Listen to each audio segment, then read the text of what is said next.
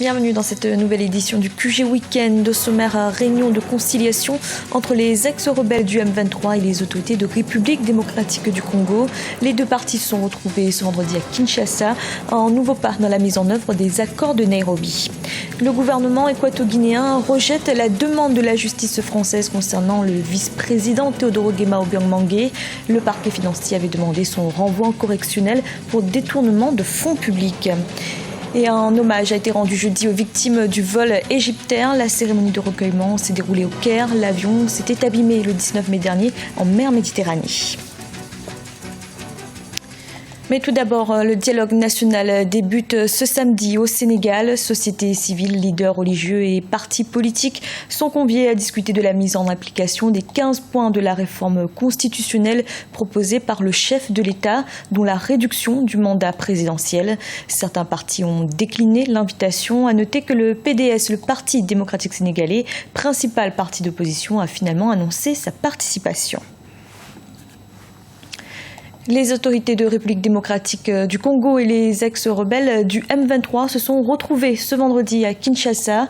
L'objectif était de permettre la reprise de la mise en œuvre des accords de Nairobi signés en 2013. Des accords qui, pour rappel, avaient officiellement mis fin à la guerre. Écoutez François Mwamba, coordonnateur du mécanisme congolais de suivi des déclarations de Nairobi. Je pense que c'est un tournant important. J'aurais remarqué que on ne s'est pas retrouvé dans un format, je veux dire, où par la suite chacun pouvait faire des déclarations comme d'habitude, chacun disant sa vérité. Ici, tout s'est fait devant les garants. Les Nations Unies étaient quand même là, et à la manœuvre. Il y avait l'Union africaine, il y avait la SADC, il y avait la CIRGL. Donc devant toutes ces organisations internationales, toutes intéressées à voir cette affaire de M23 être clôturée par une sortie par le haut. Donc il est clair que maintenant tous les partis intéressés fédèrent leurs efforts de manière à clôturer. Ça, c'est une bonne chose. Le 23 mai dernier, le parquet financier en France demandait le renvoi en procès du vice-président équato-guinéen Teodoro Obiang Mangué pour détournement de fonds publics, ce à quoi ont réagi les autorités équato-guinéennes. Le gouvernement rejette cette procédure et invoque la protection de l'immunité. Reportage de notre correspondant Léopold Oneme-Bassoué. La Guinée équatoriale réserve la demande d'un procureur financier français de juger le deuxième vice-président équato-guinéen, Teodoro Obiang Mangué, devant le tribunal correctionnel de Paris pour le fait présumé de blanchiment et de détournement de fonds. Lancée à Paris le 20 mars 2014, cette plainte est considérée par le gouvernement équato-guinéen comme une violation de l'accord de protection réciproque des biens signé par les deux pays en 1982. Nous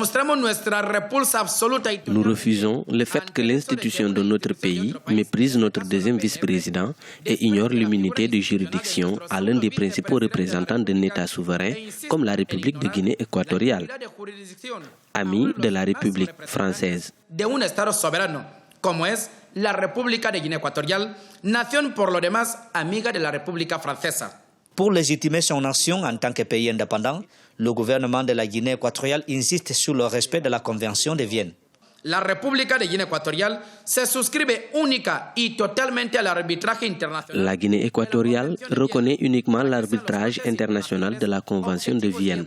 Par conséquent, il revient aux juges internationaux et non à la justice française de prendre des décisions dans des contentieux concernant les deux pays. Ni les institutions étatiques, ni la justice équato-guinéenne ne prendront en compte les décisions émanant de notre pays. Toman, por lo tanto, a efecto ninguna de las decisiones de un organismo particular perteneciente a otro país. Le gouvernement exige le respect des autorités de Guinée équatoriale en invoquant le statut de vice-président chargé de la défense et de la sécurité de l'État Teodoro Obiang Mangué, ce qui lui octroie de facto une immunité. En Côte d'Ivoire, la justice a rejeté jeudi le pourvoi en cassation émis par la défense de l'ancienne première dame Simone Gbagbo. Elle avait été condamnée le 10 mars à 20 ans de prison pour attentat contre l'autorité de l'État.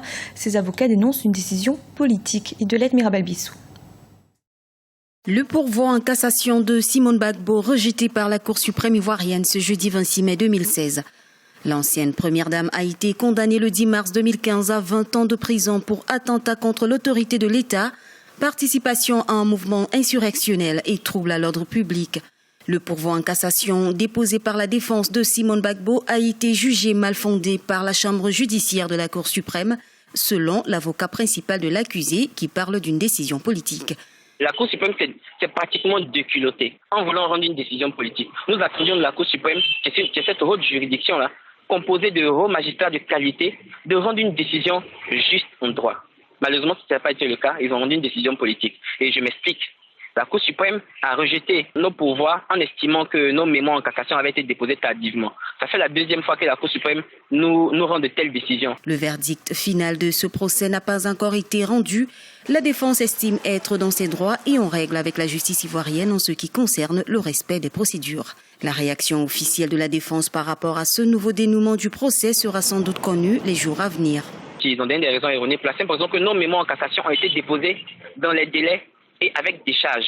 Donc la Cour suprême ne peut pas se permettre de dire que les mémoires ont été déposées en retard puisque nous avons les décharges qui montrent qu'ils ont été déposés dans les 10 jours de notre pourvoi en cassation.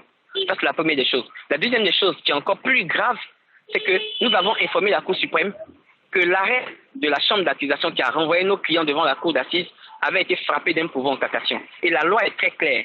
Tant que l'arrêt de la chambre d'accusation est frappé d'un pourvoi en cassation, cet arrêt est suspendu et donc la Cour d'assises ne peut pas rentrer en voie de condamnation. Elle ne peut même pas se réunir pour dire rentrer en voie de condamnation.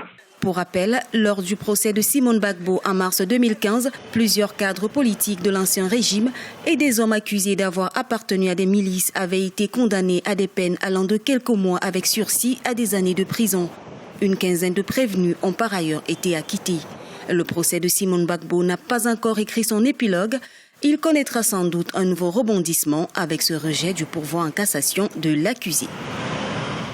Et toujours en Côte d'Ivoire, la réunion des ministres de l'Intérieur de la zone UEMOA s'est achevée ce vendredi. 15 mesures ont été prises pour renforcer la coopération des 8 États membres contre le terrorisme. Parmi ces mesures, des pièces d'identité biométriques et l'échange plus soutenu d'informations. Le prochain sommet est prévu le 5 juin prochain à Dakar, au Sénégal. En Égypte, une semaine après le crash du vol égyptaire, un hommage a été rendu jeudi aux 66 victimes. La cérémonie de recueillement était organisée au Caire. L'avion s'est abîmé le 19 mai dernier en mer Méditerranée. Les recherches sous-marines devraient débuter dans les prochains jours. Deogracias Podo. Réunis au Caire jeudi 26 mai 2016, plusieurs centaines de personnes ont participé à une veillée en hommage à tous ceux qui ont perdu la vie dans le crash de l'appareil d'Égyptair le 19 mai 2016. Une semaine après le drame, c'est avec des cierges allumés, une bannière marquée du nombre 66, que les Égyptiens ont participé à la cérémonie organisée par l'aviation civile égyptienne, la compagnie Égyptair et de nombreuses organisations non gouvernementales locales. Le vol MS-804 d'Égyptair transportait 56 passagers, 7 membres d'équipage et 3 membres du personnel de sécurité. Nous participons à cet événement pour exprimer notre chagrin. Chacune de ces personnes sont mortes et nous ne savons pas encore ce qui s'est réellement passé. Je me sens très triste pour mes collègues, pour ce qui leur est arrivé et aussi pour les passagers. Je suis ici pour les soutenir et soutenir ma compagnie dans cet événement. Les autorités égyptiennes, avec le soutien de plusieurs autres pays, mènent toujours des enquêtes pour déterminer les causes exactes de la chute de l'appareil avec 66 passagers, dont 30 Égyptiens et 15 Français. L'opération de recherche sous-marine pour localiser l'épave et les boîtes noires devrait débuter dans les prochains jours. Pensez-vous qu'un capitaine aurait ignoré la sécurité de ses passagers? Je ne crois pas que c'était en rapport avec les pilotes. Comme chacun le sait, les avions font partie des modes de transport les plus sûrs, donc nous ne devons pas croire en toutes ces spéculations sur le crash. On ne peut pas tirer des conclusions tout de suite sans preuves solides. Aucun rapport n'a été établi pour le moment. Depuis le crash de l'appareil le 19 mai 2016, le gouvernement égyptien a mis en garde contre toute spéculation. Les hypothèses se multiplient, mais beaucoup ont tenu à manifester leur solidarité à la compagnie. Ils veulent soutenir une compagnie, l'une des plus performantes du continent. C'était le journal de la rédaction. Merci de l'avoir suivi. Retrouvez dans un instant une nouvelle édition de l'information.